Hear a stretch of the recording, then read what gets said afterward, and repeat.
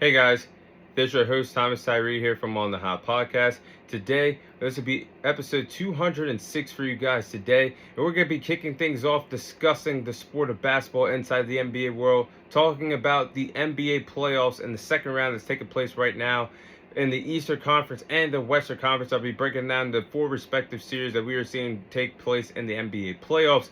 Starting off with the Eastern Conference, first you have the first seeded Cleveland Cavaliers taking on the fourth seeded Indiana Pacers, where the Indiana Pacers, a few moments ago, that game just ended right before I started recording for you guys today, as the Indiana Pacers are up 2-0 in this series. So this series has been fun to watch. The first two games we've seen the Cleveland Cavaliers and the Indiana Pacers. It was the Indiana Pacers that have stolen not one but two games in the land to kick this series off. The Indiana Pacers have full momentum. They're up in the series 2-0. Next two games are taking place in Indiana. They are in the driver's seat of this respective NBA playoff series. But this has been fun. The first two games were great. And tonight, for game two, despite having Evan Mobley, Darius Garland, and DeAndre Hunter out of the lineup, the Cavs still found a way to nearly win this game, and Donovan Mitchell erupted, dropping 48 points, did everything he could for the Cavs to win this game. But in the end, it was Tyrese Halliburton, the closer, that closed out game two with style and hit the dagger three-pointer to help the Pacers steal one in Cleveland. And, I think now, honestly, heading into this series, my pick was going to be the Cavs in 7, but now I have to say the Pacers in 6, based off of them stealing two games in the land. Next two games are in Indiana. I think they'll win a home game there, but I think this series is still going to be fun to watch because both teams have great depth across the board. I like the front court duo matchups of Evan Mobley and Jared Allen taking on Pascal Siakam and Miles Turner. And then I like the two guards that represent their teams well, that being Tyrese Halliburton and Donovan Mitchell.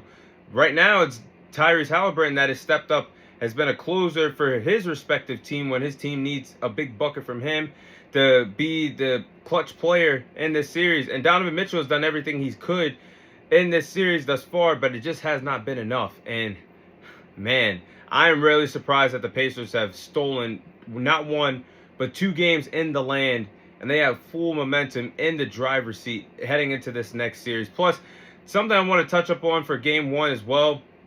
I think one of the reasons why that the Cavs let this game slip from them in game one that took place a few days ago on Sunday is the fact that Tyrese Halliburton was the more clutch player, like I just said, and Donovan Mitchell, despite dropping 33 points in game one, had a bad shooting performance from the three-point range. 1 for 11 from three-point range. That's very costly when you look back on it, and every shot matters in the playoffs. Every small sequence matters in ball games, because when you look back at a stat, like I just said, it could come back to bite you and haunt you. And now the Pacers are heading into Indiana with a 2-0 lead. I am shocked about that one. Very shocked about that one. Next series in the Eastern Conference, you have the second-seeded, reigning defending NBA champions in the Boston Celtics taking on the third-seeded New York Knicks. Now, the New York Knicks have a 1-0 lead in this series after winning game one last night in the Garden. Now, I am really surprised that the Knicks won this game against the Boston Celtics. Game one was an absolute cinema. That was an absolute banger. That's what the NBA playoffs are all about. But the Knicks went on a huge 20-9 run in the third quarter that really helped the Knicks cut into the lead and really helped them pull out the win on the road against the Boston Celtics. Now, there were several lead changes in this game last night. Great playoff basketball. And Jalen Brunson, this man is one of, if not the most clutch performer in the NBA today.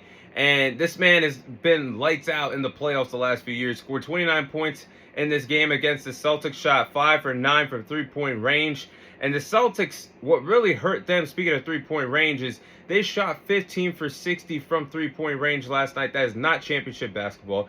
That is something that the Celtics have to capitalize on, being the reigning defending NBA champions, because that really hurt them in game one. If you make at least a better percentage than 15 for shooting 15 for 60 from three-point range, you win this ball game at home in game one. So that's a game they shouldn't have let slide away from them. But I think the Celtics are still going to win this series in 6. Overall, they have the Knicks number in this in their respective regular season series, and overall this season, being 4-1 against them and I think the Celtics are a better overall team, much better depth, better transition team on both ends of the court. They have beaten the Knicks by double digits on several occasions during the regular season as well. And they're the reigning defending NBA champions. They have more playoff experience. And yes, there's an argument that, well, there's no argument there because Tatum and Brown have been to several Eastern Conference Finals trips and been to 2 NBA Finals, and they've been the NBA champions before. But for the Knicks, Jalen Brunson does have the playoff experience. Karl-Anthony Towns does have the playoff experience because he was in the Western Conference Finals last year. But I give the advantage to the playoffs, obviously, to the Celtics because they have that championship DNA. They know what it's like to become champions, and they have the home court advantage in this series. So give me the Celtics in 6, but this is going to be a really fun series to follow, in my opinion.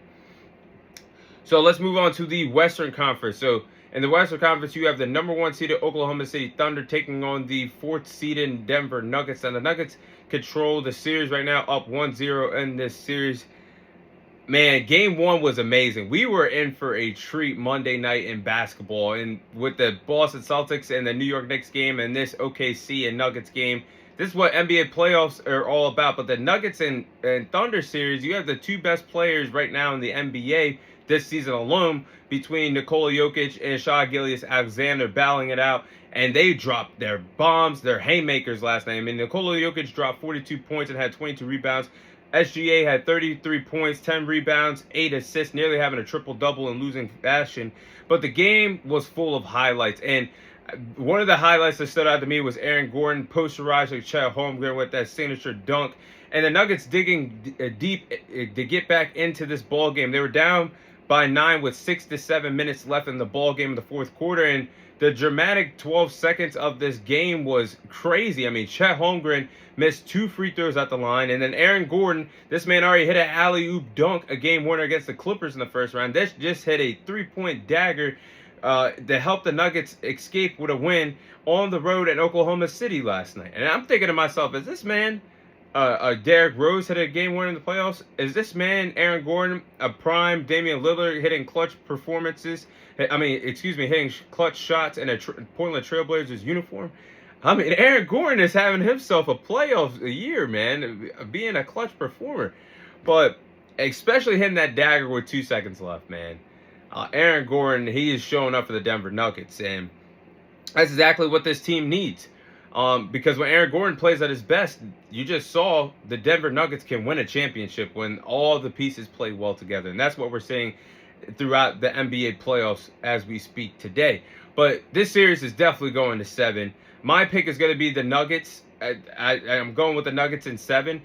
And the Nuggets and Oklahoma City Thunder, the series between them in the regular season is tied 2-2. What they did in the regular season, they went 2-2 against each other. But the Nuggets, they just have the more playoff experience against the Oklahoma City Thunder. Nikola Jokic has been unguardable against the Los Angeles Clippers in the first round, unguardable in game 1, despite the fact that the Oklahoma City Thunder have 2 bigs to slow down Nikola Jokic defensively, that being Isaiah Hartenstein and Chet Holmgren. No problem for Nikola Jokic, still going to be an amazing player, the best player on planet Earth today. Aaron Gordon is playing with a lot of confidence. Jamal Murray is healthy. Russell Westbrook is that spark that is coming off the bench for the Denver Nuggets, something that they need for the playoffs. Look out. I just feel like the Thunder have been amazing all year long, but this is a bad matchup in the second round against a experienced playoff team, despite losing Michael Malone or not. Nikola Jokic and the Nuggets are going to get past the Thunder, and I give the Nuggets in 7 in this series. And last but not least, this series I'm really looking forward to. It's the 6th-seeded Minnesota Timberwolves taking on the 7th-seeded Golden State Warriors. Now, both teams are different from the last time they matched up against each other because they matched up early against each other on numerous occasions. But Jimmy Butler was not a part of the Golden State Warriors. They acquired him by the NBA trade deadline. And the Minnesota Timberwolves have had a huge turnaround for the second half of the NBA season. The reason why they are the 6th seed in the West, and the reason why they knocked out the Lakers in the first round is because the big turnaround that they had in the second half of the season. But as I digress, I just believe that the Timberwolves picked up on a blueprint defensively of what we saw for the 7-game series that went all the way to 7 between the Warriors and the Rockets. That being the fact that Amen Thompson was guarding Steph Curry, and a lot of times he had a lot of success, and the Rockets at times had a lot of success defensively against Steph Curry in that round 1 series. And Jaden McDaniels is a tremendous defensive player. And I think he is just a tad bit better defensively than Amen Thompson. And I think he could give Steph Curry a run for his money in this series defensively. Plus, if it ain't going to be Jaden McDaniels on him, they're going to throw a lot of double team looks on Steph Curry, a full court press defense on Steph Curry, make him feel very uncomfortable. You know he's already going to make those contested three-point shots. But the fact that they have caught onto a blueprint, and this Minnesota Timberwolves team is already good defensively, I think that's a bad problem for me if I'm the Golden State Warriors heading into the series. But the Warriors are also going to have some tall tasks defensively in this series. They need full court pressure on Anthony Edwards. They're either Draymond Green or Jimmy Butler is always going to have to be on Julius Randle defensively throughout this 7-game series. But I'm going to go with the Timberwolves in 6 in this series. I feel like defensively, the Minnesota Timberwolves are a great defensive team, and we've seen that in round 1 against the Los Angeles Lakers when they found ways at times to contain LeBron James and Luka Doncic, and they had the size advantage over the Golden State Warriors. The Timberwolves had the size advantage over the Lakers, and they used that in their favor to gentlemen sweep them in the first round. But I think they had the defensive matchups to slow down Steph Curry, Jimmy Butler, and Draymond Green, not for the whole entire series, but in clutch situations and clutch moments when one of these players are going to have to step up and make a buck and score a bucket. I think the Timberwolves have the blueprint defensively. Plus, I just touched upon Jaden McDaniels being the guy to have the defensive assignment on Steph Curry the way how Amen Thompson had the defensive assignment on Steph Curry. But plus, the X factor is the Warriors not having a 5 to guard Rudy Gobert for a good duration of time, and DiVincenzo coming off the bench is going to be huge for the Timberwolves in this series.